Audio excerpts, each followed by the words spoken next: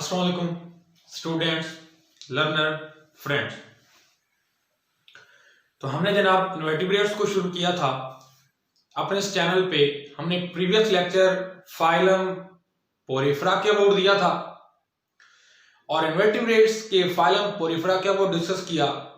आज हम next phylum discuss करने जा रहे हैं और नेक्स्ट फाइलम क्या है जनाब?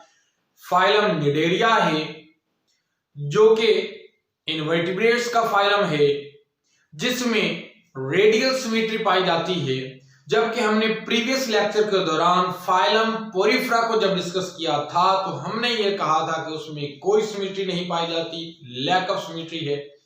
बावजूद इसके कि उसमें सेलुलर ऑर्गेनाइजेशन है, टिश्यू ऑर्गेनाइजेशन है, लेकिन फिर भी उसमें कोई सिमेट्री नहीं पाई जाती और वो पोरस बेरिंग बॉडी है। और उसके हवाले से हमने डिस्कस किया था प्रीवियस लेक्चर में। अब हम बात करने जा रहे हैं जनाब नेक्स्ट फाइलम निडेरिया की अपने चैनल जाफर्स बायोलॉजी पे।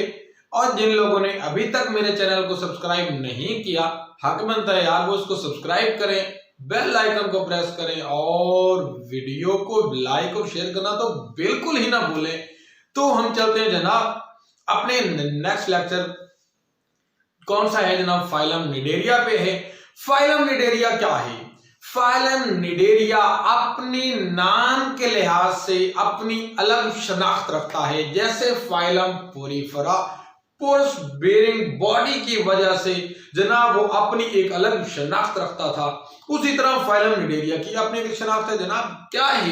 क्योंकि ये वो ऑर्गेनिजम्स हैं इस फाइलम में पाए जाते हैं जिनके पास टेंटिकल्स हैं और टेंटिकल्स में इनके माउथ के गिर्द और इनके टेंटिकल्स के पास क्या है जनाब? निमेटोसिस्ट पाए जाते हैं, जो कि ऑफेंस और डिफेंस के ऑर्गन के तौर पे पहचाने जाते हैं जनाब, जो कि इनके प्रे को कैप्चर करने के लिए जब ये प्रे को पकड़ते हैं अपने टेंटिकल्स के जरिए तो उसमें निमेटोसिस्ट के जरिए मार के उसको, जो उसके अंदर पॉइजन दाखिल करके उसको पैरालाइज कर देते हैं, उसको प्रे करने में हेल्प करता है। कौन? निमेटोसिस्ट। यही वजह है कि इस फाइलम को फाइलम निडेरिया कहा जाता है। और ये वो फाइलम है जो कि डिप्लोब्लास्टिक है। और हम जानते हैं डिप्लोब्लास्टिक उस ऑर्गेनिज्म उसको कहा जाता है, डिप्लोब्लास्टिक ऑर्गेनिज्म उस ऑर्गेनिज्म को कहा जाता है जनाब जिसमें दो लेयर्स पाई जाती हूं। कौन सी? हम जानते हैं जनाब 3 लेयर्स के मुतालिक, जो कि एम्ब्रियोनिक लेयर्स हैं, जो कि क्या करती हैं? एम्ब्रियो बनाने में हेल्प करती हैं। वो कौन कौन सी हैं? एक एक्टोडर्म है, दूसरी मेसोडर्म है, तीसरी एंडोडर्म है।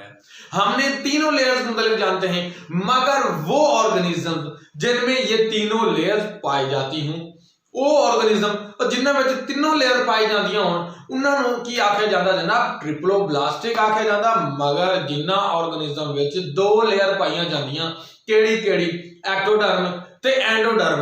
मेसोडर्म उन्हां विच एब्सेंट होंदी। किन्हां विच एब्सेंट होंदी जनाब? जिन्हां विच मेसोडर्म एब्सेंट होंदी सिर्फ 2 लेयर पाई जांदियां, केड़ियां? एक्टोडर्म ते एंडोडर्म। ओदे च मेसोडर्म एब्सेंट होंदी। उस जो है वो ऑर्गेनिज्म नु की आख्या जांदा?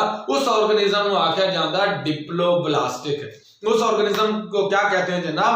That one organism will be called as diploblastic, having 2 layers. One will be the ectoderm, then another will be endoderm. The question is this: Phylum Nideria belongs to diploblastic organism. Diploblastic organism having 2 layers, one ectoderm, another one will be endoderm. I have draw here. यहां पे structure मैंने बनाया है। क्या?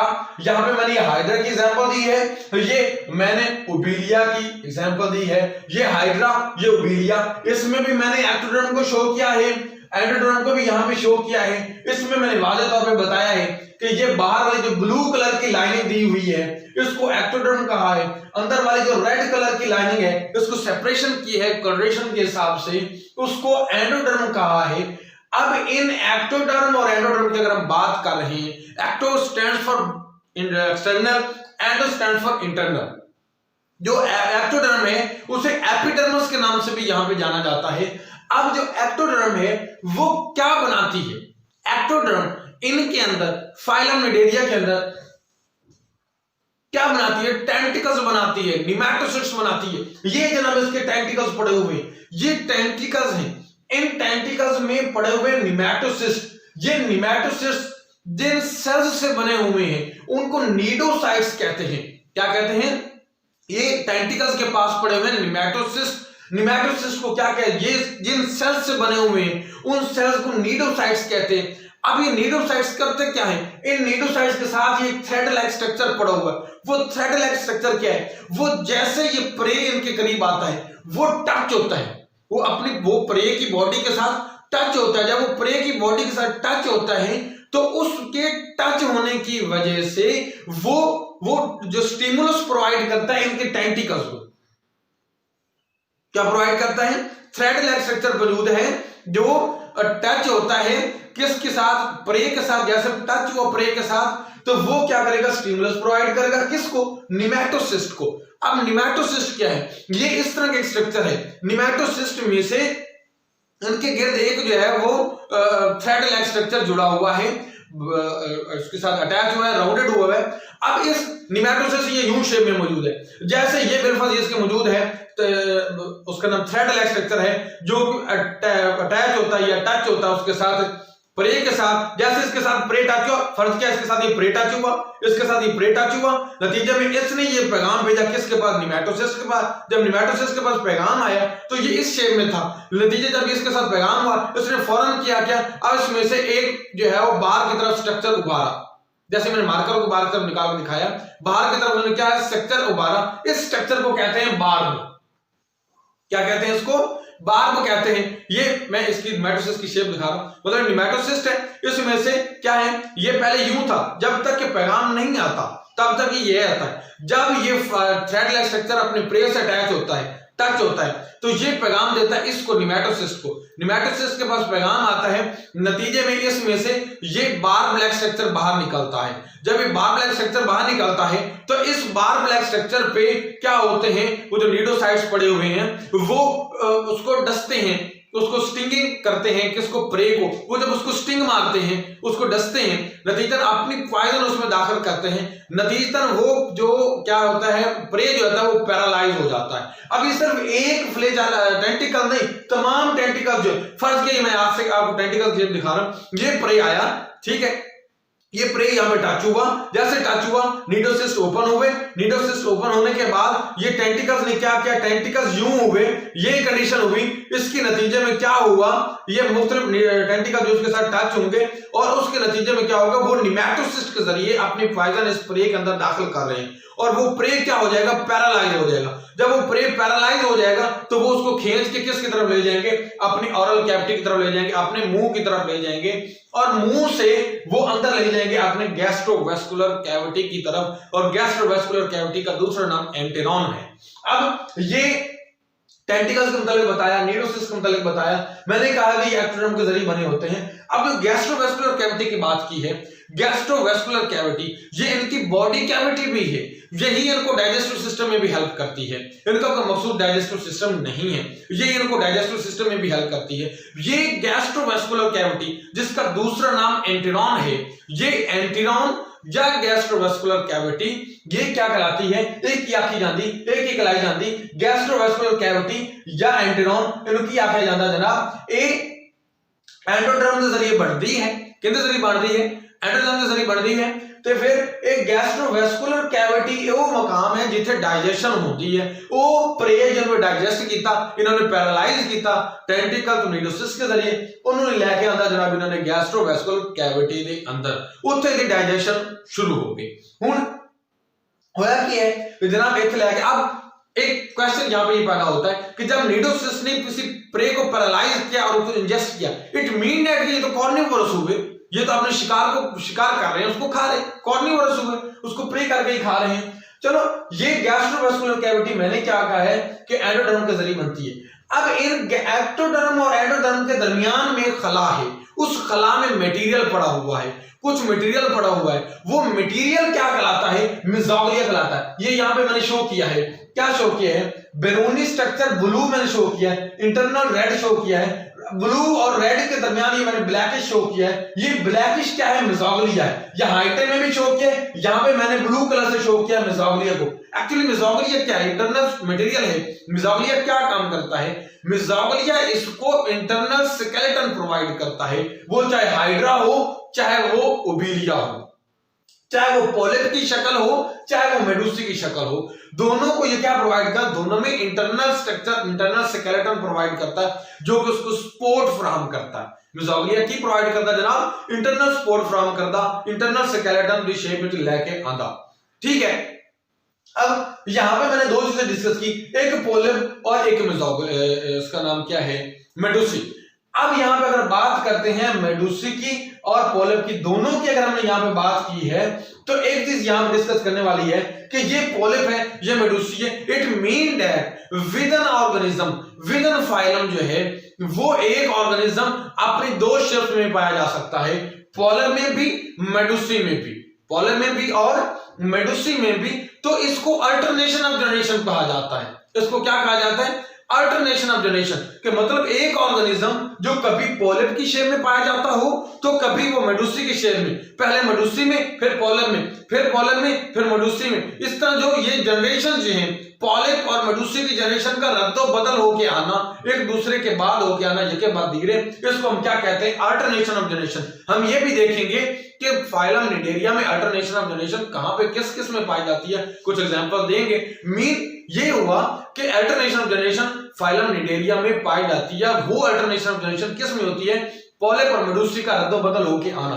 अब ये polyp है, ये सेक्सुअल रिप्रोडक्शन में भी इन्वॉल्व है, एसेक्सुअल रिप्रोडक्शन में भी इन्वॉल्व है। एसेक्सुअल रिप्रोडक्शन की अगर हम बात करें तो ये बड बनाता है। अब जो बड है ये मैंने यहां पर साथ शो किया है कि बड, उसके साथ बड के टेंटिकल भी शो किए। ये बड बनेगा और बड बाद में अलग होकर एक नया ऑर्गेनिज्म डेवलप करेगा। ठीक है, लेकिन साथ ओवरी भी बनी हुई है। ओवरी जो है इसलिए बता दिखाई मैंने ओवरी कि ये सेक्सुअल रिप्रोडक्शन में भी इन्वॉल्व है। ये अपने मेल गमीट और फीमेल गमीट को भी रिलीज करते हैं और सेक्सुअल रिप्रोडक्शन में इन्वॉल्व होते हैं। अब अगर हम बात करते हैं, मजीद आगे चलते हैं जनाब, तो समटाइम कुछ ऐसे होते हैं, कुछ ऐसे हैं जो फाइलम निडेरिया से ताल्लुक रखने वाले, जिनकी गैस्ट्रोवेस्कुलर कैविटी जो है, ये गैस्ट्रोवेस्कुलर कैविटी है, वो पार्टीशन में डिवाइडेड है, वो पार्टीशन में डिवाइडेड है। जिसकी वो गैस्ट्रोवेस्कुलर कैविटी पार्टीशन में डिवाइडेड होगी, वो पार्टीशन में डिवाइडेड गैस्ट्रोवेस्कुलर कैविटी को क्या कहा जाता है? मेसेंट्रीज। क्या कहा जाता है जनाब? मेसेंट्रीज कहा जाता है। किसको? जो पार्टीशन में डिवाइडेड होगी। और यहां पे मैंने शो किया है, और ये ऐसी कैविटी किस में पाई जाती है? सी एनीमोन में पाई जाती है। किसमें? सी एनीमोन में पाई जाती है। जो अब एंटीरॉन या गैस्ट्रोवेस्कुलर कैविटी को डिवाइड किया गया हो पार्टीशन में, तो फिर उनकी आके जाता जनाब मेसेंट्री आके जाता जनाब। असि अगा फिर चलते हैं, नेक्स्ट चलते हैं, की करते हैं। मैं हाइड्रा का मतलब भी दसिया था, और मतलब हाइड्रा मुस्तकिल पॉलिप दी फॉर्म में पाया जाता। ठीक है, लेकिन अगर असि गल करते हैं ओबेलिया दी, तो ओबेलिया मेडुसी की शक्ल में पाए जाते। मैं मेडुसी की अगर शेप दी दसी तो मेडुसी दी विच की है, कुछ रेडियल कैनाल भी शो किए गए नाल, या गुनेड्स भी शो किए गए। गुनेड्स शो इसलिए किए गए कि जनाब दसन लग गया ਤੁਹਾਨੂੰ कि ਇਹ ਸੈਕਸੁਅਲ ਰਿਪਰੋਡਕਸ਼ਨ ਵਿੱਚ ਇਨਵੋਲਵ ਨੇ। लेकिन ਇਹਦੇ ਨਾਲ टेंटिकल्स भी शो किया गया। उन टेंटिकल के नाल और ये कुछ लंबूतरी शेप के जो स्ट्रक्चर बनाए गए हैं, जिनको ऑरल आर्म कहते हैं। अभी ऑरल आर्म क्या होते हैं? ऑरल आर्म जो है ये लंबूतरी शेप के हैं। ये एक्चुअली क्या करते हैं? जिस तरह टेंटिकल्स भी इन्वॉल्व होते हैं, तो ये मेडुसी में प्रे को कैप्चर करने में इन्वॉल्व होते हैं। प्रे को क्या करते हैं? कैप्चर करते हैं, और प्रे को कैप्चर करने के बाद डायरेक्ट मैं फिर कह रहा हूं, डायरेक्ट ये उसको कैप्चर करने के बाद डायरेक्ट माउथ के अंदर ले जाते हैं। कौन? ऑरल आर्म जो है इसमें इन्वॉल्व होते हैं। ठीक है, अब इसके साथ साथ हमने यहां पे ये शो किया है जनाब कि रोपेलियम पड़े हुए। रोपेलियम क्या है? रोपेलियम जो है वो अपने एक स्ट्रक्चर में घिरे होते हैं, जिन्हें रोपेलियल पैलेट्स के लैपर्स के नाम से जाना जाता है। रोपेलियल लैपर्स के नाम से जाता है। रोपेलियम किस में इन्वॉल्व है? रोपेलियम फाइलम निडेरिया में पड़े हुए हैं। और रोपेलियम किस चीज में इन्वॉल्व है? रोपेलियम को ऑसिलाए के तौर पे भी जाना जाता है। मतलब ये कि ये लाइट सेंसिंग ऑर्गन भी हैं, लाइट सेंसिंग ऑर्गन है यहां पे किसके अंदर? फाइलम निडेरिया में। और किसमें, ओबेलिया में ये मोस्टली पाए जाते हैं। तो ये क्या है, ओबेलिया मतलब कि मेडूसी शेप में ये ज्यादा पाए जाते हैं। जेलीफिश में भी ऐसी शेप है, मेडूसी शेप रखी दी है। तो मैं ये कह रहा हूं कि इसके अंदर रुपेलियल लैपिड्स हैं, रुपेलियम पाए जाते हैं जो कि लाइट सेंसिंग ऑर्गन के तौर पर इस्तेमाल होते हैं। अनदर वन एमसीक्यूज है, ये भी एमसीक्यूज हैं। उसके बाद ये एंटेरॉन की नेमेटोसिस्ट है, ये एमसीक्यूज के तौर पर इस्तेमाल होता है। मिज़ोग्लिया जो है वो एमसीक्यूज के तौर पर इस्तेमाल होता है। अल्टरनेशन ऑफ जनरेशन जो है वो शॉर्ट क्वेश्चन या एमसीक्यूज के तौर पर इस्तेमाल होता है। बहरहाल इन रुपेलियम के साथ साथ कुछ और ऑर्गन्स भी पड़े हुए हैं। वो क्या है, मतलब जो रुपेलियम के साथ है अटैच्ड है, जो कि पानी में मौजूद, इनको जो कि मेरीन भी हैं, फ्रेश वाटर भी हैं, जिनको किन की बात कर रहा हूं, फाइलम निडेरिया की, वो उसको ग्रेविटी का एहसास दिलाते हैं। किसका, ग्रेविटी का एहसास दिलाते हैं। ग्रेविटी का एहसास दिलाने के लिए स्टैटोलिथ मौजूद है। क्या मौजूद है जनाब, स्टैटोलिथ मौजूद है जो ग्रेविटी का एहसास दिलाती है। लेकिन अगर हम बात करते हैं लाइट की सेंसेशन की, तो वो रुपेलियम है जनाब। वो जो ओसिलाई मौजूद है जो कि सेंस करते हैं लाइट को, तो ये रुपेलियम जो कि लाइट को सेंस करते हैं, ओसिला। और अगर जो ग्रेविटी को सेंस करते हैं, एहसास दिलाते हैं, तो वो क्या कहलाते हैं जनाब, स्टैटोलिथ कहलाते हैं। अगर हम बात करते हैं इनकी स्पीशीज की, तो ये इसमें कौन कौन सी स्पीशीज पाई जाती हैं, जो कि सिसाइल स्पीशीज हैं, जो कि आगे मूव करने में मूव नहीं करती, अटैच रहती हैं। वो क्या है, ओबेलिया है, हाइड्रा है, सी एनीमून है, या कोरल्स हैं। कौन कौन से हैं, ओबेलिया, सी हाइड्रा, सी एनीमून। लेकिन इनमें जो हाइड्रा है वो सॉलिटरी लाइफ जीता है, वो अकेली लाइफ जीना पसंद करता है। उसके बाद अगर बात करते हैं फ्री लिविंग की, तो फ्री लिविंग में क्या है, जेलीफिश मौजूद है जनाब, जो कि अपनी अलग रहते हैं, लेकिन वो मूवमेंट भी करते हैं, वो सॉलिटरी भी लेते हैं, मूवमेंट भी करते हैं। अगर हम कॉलोनियल ऑर्गेनाइजेशन की बात करें, तो फाइसेलिया और वेलिला, फाइसेलिया और वेलिला जो हैं, ये क्या करते हैं जनाब, कॉलोनियल ऑर्गेनाइजेशन करते हैं। अब इनकी अगर हम बात करते हैं कि मैंने बोला है भाई अल्टरनेशन ऑफ जनरेशन बोला है, तो अब मैं बोल रही है कि इनकी और कैरेक्टर है, वो क्या है, पॉलीमॉर्फिज्म। पॉलीमॉर्फिज्म क्या है कि स्ट्रक्चरली और फंक्शनली, क्या बोला मैंने, स्ट्रक्चरली और फंक्शनली इनमें दो डिफरेंट जो है वो कैरेक्टर्स डेवलप होते हैं। जैसे कि दो हैं, गैस्ट्रोजॉइड है जो कि खाने पीने के लिहाज से, खुराक के न्यूट्रिशन के हवाले से मशहूर इनमें पाया जाता है। जबकि गोनोजॉइड जो है, दो तरह के जॉइड पाए जाते हैं, गैस्ट्रो, वैसे तो मुख्तलिफ किस्म के जॉइड पाए जाते हैं, ठीक है। लेकिन यहाँ पे जो है गैस्ट्रोजॉइड है और गोनोजॉइड जो मैं दो डिस्कस करने जाऊं, तो गैस्ट्रोजॉइड जो है वो उसको गैस्ट्रा से वर्ड निकला है, और गैस्ट्रा किसके अबाउट होता है, स्टमक के अबाउट, मतलब खाने पीने के हवाले से बात कर रहा है, तो न्यूट्रिशन में इन्वॉल्व है। गोनो लफ्ज गुनेट से निकला है, गोनो गुनेट, ठीक है। तो वो जॉइड्स जो कि रिप्रोडक्शन में इन्वॉल्व है, ये गुनेटल फॉर्म में इन्वॉल्व है। यहाँ पे मैंने गुनेट्स को शो भी किया है जनाब, ये देखें, तो ये गुनेट्स में इन्वॉल्व है। अब इनके अंदर जो एक्सोस्केलेटन है, के अंदर एक्सोस्केलेटन वो कैल्केरियस होता है, कैल्शियम कार्बोनेट का होता है। अब कैल्शियम कार्बोनेट का जो एक्सोस्केलेटन, उसका होता क्या है डिफेक्ट, इफेक्ट क्या होता है जनाब, कि ये जो है वो स्टोनी कप शेप जो है स्ट्रक्चर रिलीज करते हैं। अब वो स्टोनी कप शेप स्ट्रक्चर जो है वो एक रिलीज करते हैं, तो वो फाइब्रिक लाइक स्ट्रक्चर जो है वो ये क्या करते हैं, इकट्ठे होते जाते हैं। वो इकट्ठे होके ना वो क्या बनाते हैं, कॉरल्स बना देते हैं। उनको हम क्या कहते हैं, कोरल रीफ कहते हैं। अब उन कोरल रीफ के अंदर हाइड्रा नहीं पाया जाता। अगर हम हाइड्रा की बात करें, उनके अंदर हाइड्रा नहीं पाया जाता, उनके ऊपर हाइड्रा मौजूद होता है, और वो उसमें से अपनी क्या करता है, खुराक जो है वो गेन करते हैं, और वो खुराक को पकड़ते हैं, और ये उसके अंदर प्रोट्रूड होने की, अंदर जाने का, उसमें खुराक पकड़ने के बारे में वो सलाहियत रखते हैं। लेकिन इसके ऊपर मौजूद होते हैं, अंदर हाइड्रा उसके अंदर मौजूद नहीं होता। अब वो जो कोरल्स पड़े हैं वो कैल्शियम कार्बोनेट के होते हैं, उनको बाद में चाक वगैरह बनाने के सलाहियत जो है इस्तेमाल भी किया जाता है, उनको कोरल रीफ कहते हैं।